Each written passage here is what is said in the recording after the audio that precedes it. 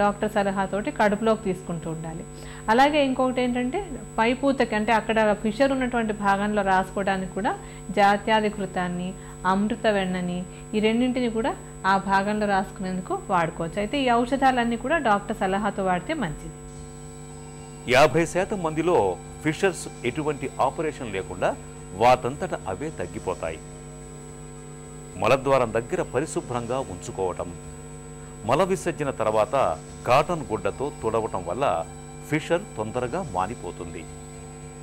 ఒకవేళ ఫిషర్ ఎక్కువ రోజులు ఉంటే మానటం కష్టమవుతుంది. సిట్స్ బాత్ అంటే మలద్వారాన్ని 20 నిమిషాల పాటు గోరువెచ్చని నీటిలో ఉంచటం వల్ల ఫిషర్ వల్ల వచ్చే సమస్యలు కొంతవరకు తగ్గుతాయి. పీచు పదార్థాలు ఎక్కువగా తీసుకోవటం, సమయానుసారంగా తినటం, సమయానికి మల విసర్జనకు పోయే అలవాటు చేసుకోవటం వల్ల మలబద్ధకాన్ని నివారించుకోవటమే కాకుండా ఫిషర్స్ వంటి సమస్యల్ని చాలా వరకు నివారించుకోవచ్చు.